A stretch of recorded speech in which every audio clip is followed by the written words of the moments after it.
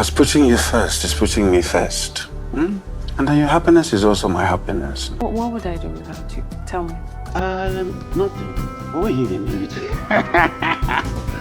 What is it? What do you even know about your husband? I built this home with my name and sacrifices, not Obiora's. And when Obiora says a thing, you jump at it. You do what he says. I cannot Odogwu or piano. Kill you. No! I'm telling you. Speak to Obiora and return that place.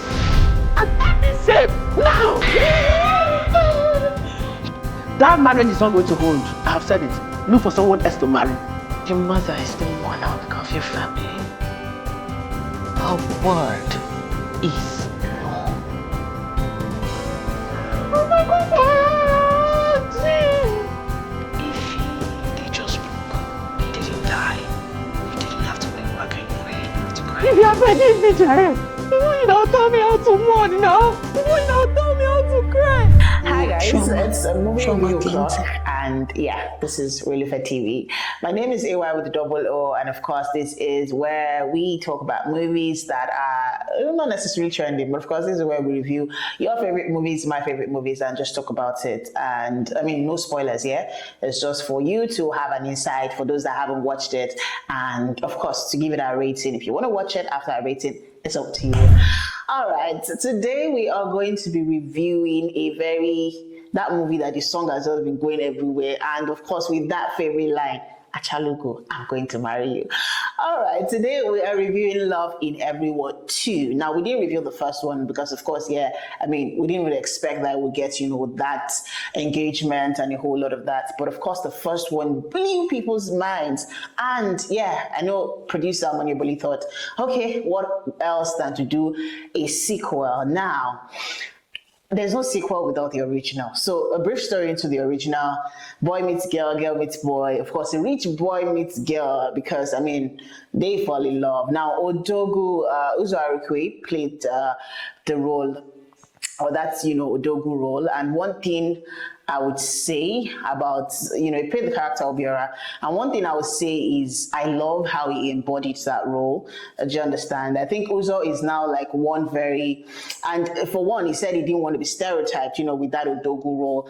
You want that, Igbo accent, strong male character in your film. Uzo is your go-to person. And of course, I think for the first one, what really made people, do you understand, sync or give that synergy with that film is the fact that Bam Bam was in it, and Bam Bam is beautiful without when someone is like white and there's no stain. That's how beautiful Bam Bam is. She's an amazingly beautiful woman. Everything just said. She's the proper achalugo. So seeing Bam Bam and Uzo, great chemistry, two beautiful people coming together. And of course, it was good, in the part one. She met Obiora, Choma, she played character Choma, and Obiora fell in love with her at first sight. When someone looks at you from head to toe and just sees his future.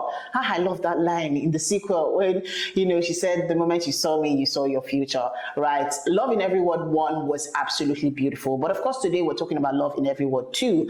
And of course, PR for the movie premiere and a whole lot of that, I would have expected, when there is noise, I want to use the word noise, or when there's a lot of paparazzi on a film, right? When the PR is tight and everything, people have so much expectation. Now, the Love in Every Word 2 meets let me just say my expectation. Do you understand? Because everything that I say here is solely what I think about the movie alone, right?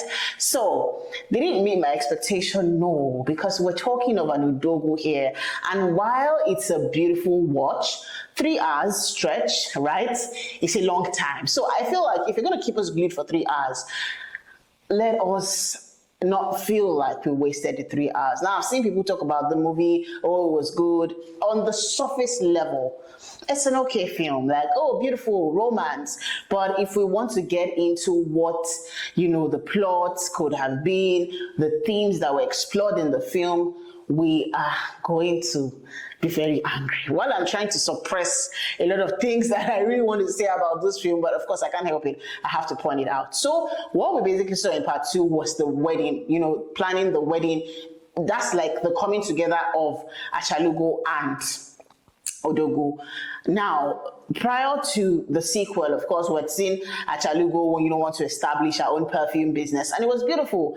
We are seeing a renaissance. So the scene opens up, right? For the sequel, the scene opens up with Odogwu speaking proper English, and that I was caught off guard because I'm like, Odogwu no dey speak English. Odogwu did not in any way speak the proper without that, you know, accent and that pidgin vibe. He didn't give us any of that in the first part. And now in the sequel, only in the first scene did I hear proper English from Odogwu. I didn't know what to say to that. I would have preferred an Odogwu with a switch, like Odogwu switching between accent and normal. It would have been more realistic than having Odogwu only once, you know, speak proper English. Now let's talk about the costume. I don't know what went wrong with the costume, but for a wedding of an Odogwu, I mean, because what we saw was literally Odogwu trying for his family to accept, you know, his choice of a wife, right? And the wedding. That was what the sequel was all about, Love in Every Word too. And I'm saying that if an Odogwu is going to get married, what is this? What are these outfits? What is this setup? It wasn't giving. So I'll say that in the sequel, I wanted to see Chioma Achalugo. I wanted to see her live the life of a proper Achalugo. I wanted to see her explore. I wanted to see her spend Odogwu's money. You know, sadly, Odogwu didn't even have any friends in this film. Not a single friend. We only saw Odogwu's brother. And I'm like, what is going on here? Odogwu is supposed to have like a list of friends when they are pulling up in their rides. I want to see luxury cars.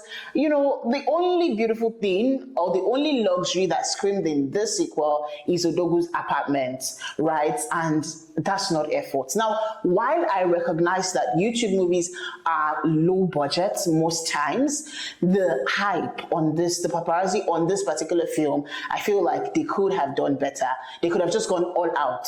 Even take it to the cinemas if she wants to. Do you understand? So it just feels like, oh, we're putting it on YouTube. Let it still be YouTube standard. Forgetting that, I mean, if you can't have YouTube standard and still, who sets the standard and say, oh, you have to have YouTube standard movies? You can have cinema-worthy movies on YouTube as well. I mean, it's a streaming platform for people to watch movies. And what's most important is the movie that you're putting out, not on what platform you're putting it. Do you understand? So I feel like they kind of just toned down how great that film could have been. In terms of plot development, I don't really understand the story that we saw. But if it was solely about to be about the wedding, I was expected to see, you know, normal Nigerian wedding, a little bit of chaos here and there, basketballs, you know, everybody trying to be at the top of their game in terms of their clothes.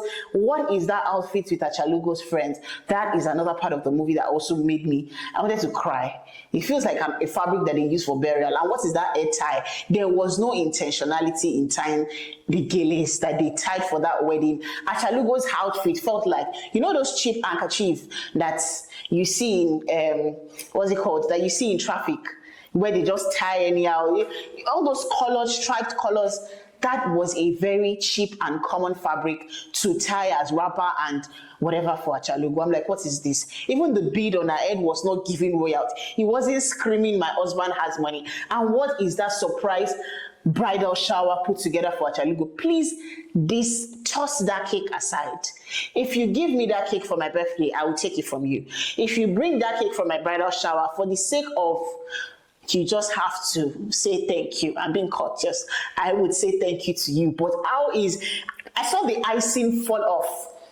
Do you understand? The icing layer was so thin. You know, there's a way that butter icing can be so thin and it's falling off. So it felt like they just rushed into a supermarket like, oh, get me a cake and let's use for this scene for Achalugo's bridal shower. Now, that's not nice.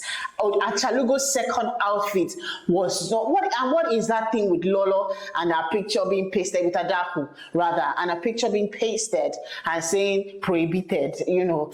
It was just not necessary. I understand, but at the point, it now felt like they were just trying to make us laugh. Do you understand?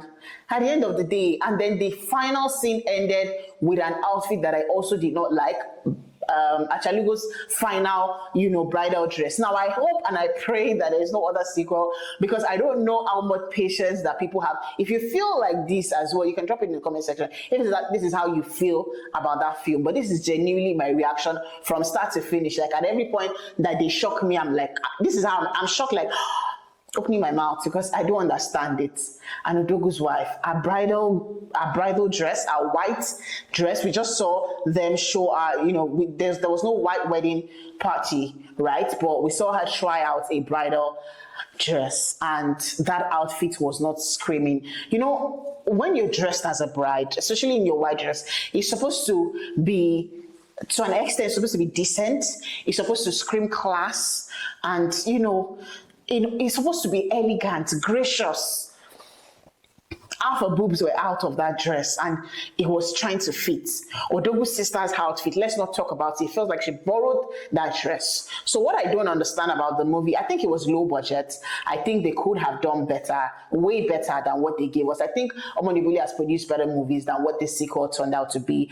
And overall, I think the plot was not well developed. However, the theme of the movie, of course, still remains the same. Love and a whole lot of that. We saw that play out in Love in Every Word too. A beautiful romance film, but of course, attention to detail is very important, and that is what makes a beautiful production. And you can say, oh, this production was good, like it's good to go. Yeah, and that's what we're rating this movie right here on Relufe TV, a 5/10. Because why?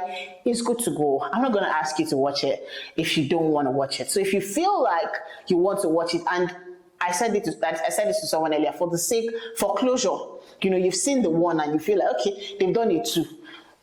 Just watch it. For closure, if you feel like it. It is good to go. It is not a must watch. A 5/10 is what we've rated Love in Every Word 2, The Wedding, right here on Relufe TV. Let me know what you think about this film. If you think I was harsh in my judgment about this film as well, please let me know. But that is just how I feel about the movie. All my personal opinion, all my personal bias. Feel free to drop yours in the comment box. And of course, I'll be doing this again on another episode of Relufe Review. And of course, it is movies with AY with double O. Bye, guys.